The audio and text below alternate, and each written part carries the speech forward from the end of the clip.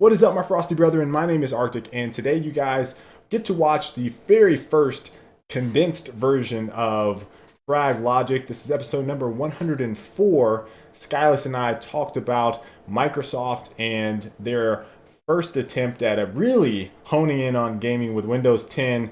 Some other attempts were made, not quite there, but Windows 10 is coming soon, and we talk about that quite a bit. We also talk about Valve banning several Counter-Strike players and over fixing matches of all things. Craziness. Some very interesting stats out of there about this past weekend and some of the money that was made. 4.5 million in the first day of betting on these skins. So it's a lucrative business. We talk about it quite a bit. Also talk about Google Fiber coming to my area, Raleigh, Durham. Very excited about that. And we answer some questions from you guys, the viewers. So hope you all enjoyed the show. The link to the full show is down in the description if you want to check it out. And until the next time, I will catch you all later. Stay frosty. What's up, folks? Colin, episode number 104. I just barely made it. I know. Just got home like 10 minutes ago. Colin came in hot. Coming in hot. If you guys don't know, first time here, joined by my good friend and co-host, teammate, Colin Skyllus. That's me. Valve bans CS pro players. So they announced, what was it, yesterday? That they were banning a bunch of players for match fixing. These aren't lifetime bans, which is kind of weird. But essentially, Valve kind of dipped their foot in. They banned the players for a year. ESEA has followed up, and they've also banned them for a year. Here's a couple things. One, I like that you mentioned that if Valve is going to step in and be the regulating body, they need to make some consistent banning rules across the board. I'm very surprised that they're not perma banned, mostly because when I think about fixing matches, I think the most famous one that most of you guys might know, some of you, if you follow baseball, Pete Rose, right? So he was permanently banned. Yeah. I mean, here's the insane thing, right?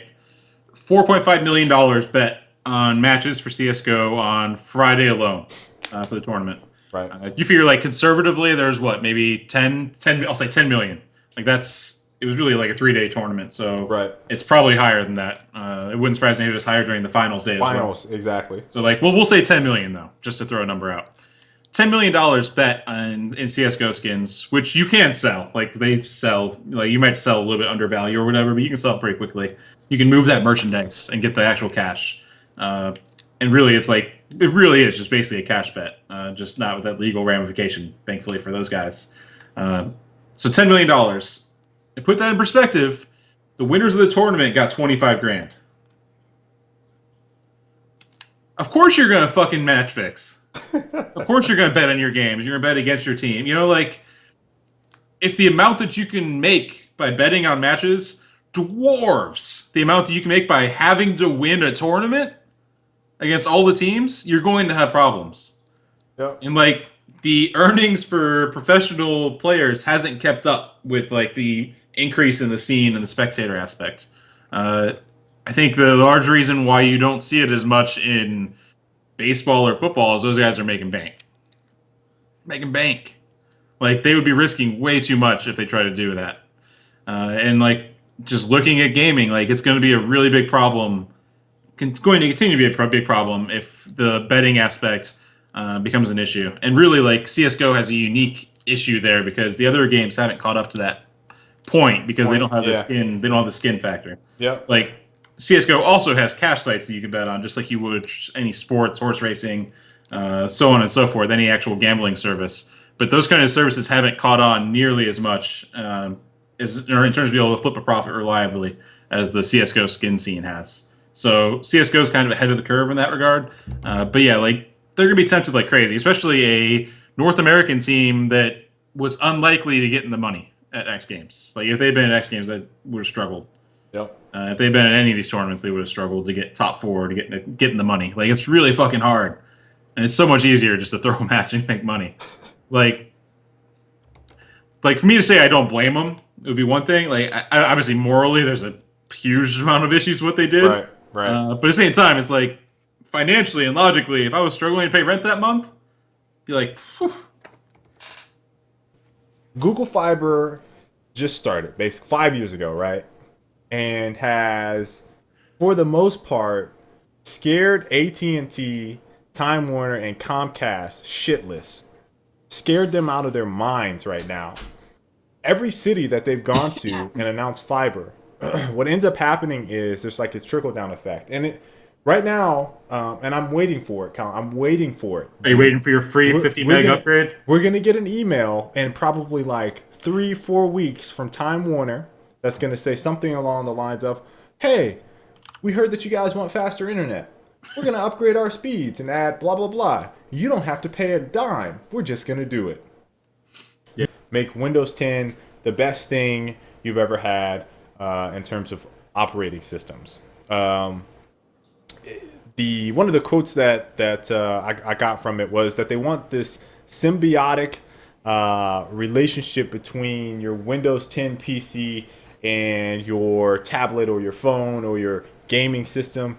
But one of the things that I think is the most fascinating to me is probably the idea of cross-platform play. Now, I'm gonna spoiler for some of you guys that do Gears of War stuff, and someone might end up taking this if they end up listening to the whole show, because I've been noticing that already with this Gears of War 4 discussion. But Phil Spencer was talking about potential gaming platform changes that could come, cross-platform changes that could come with the inclusion of Windows 10 on Xbox One and obviously on PC.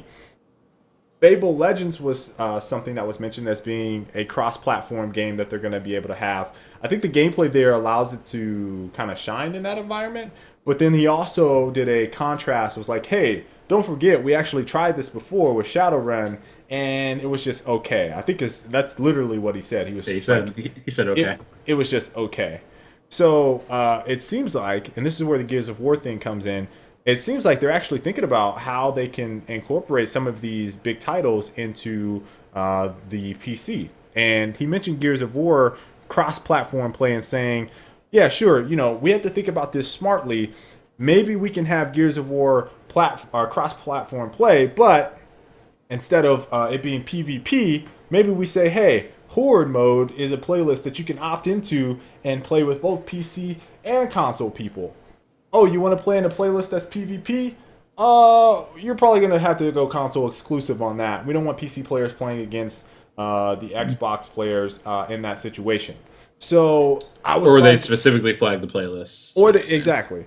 I felt like that was actually a very intriguing concept to be able to do. I don't necessarily know if it'll come relatively soon where we start to see it universally across a number of different games, but that idea of cross-platform play was definitely something that was probably the most intriguing thing that came out of that. When you consider that Sony has now said, oh, we got Street Fighter 4 or 5? It's going to be cross-platform play. So I feel like there's now this war between cross-plat, between the console and then PC, as something that both Microsoft and Sony are going to try to do more of. Yeah, but you're still playing on the console. That should be the console. Important distinction. Yes. And then you just be streaming to your PC. Yes. Well, the streaming is well, Colin. I don't know if that's necessarily the same thing that I took away from that. I'm not sure. Like he wasn't really clear. Like obviously he didn't want to come out and say like right. Yeah, these are also PC games.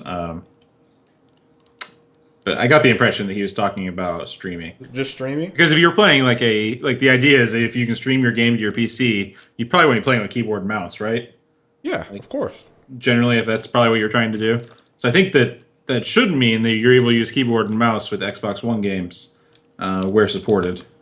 Well, I think that's what he was going towards. I felt like they were skirting around that issue. He commented to it. He said, got the quote right here. The other thing I'm interested in this scenario is cross-platform chat.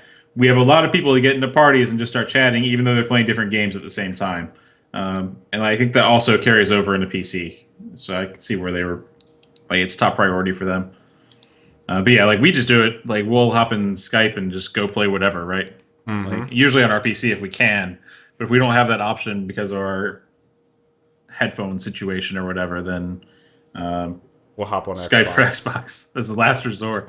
It's so awful. It's really awful. If they get that better though, Look, one of the biggest things, and I got to mention this, because you don't want all that shit moved. You don't want to have to go to a central page that has all the tiles for everything, and then like special apps just for the tile thing because it's made for a mobile interface. But yeah, I think like all of this was building up to getting all of them on one unified platform so they can do more of this shared experience. But I appreciate you guys stopping by, and we will see you all next week.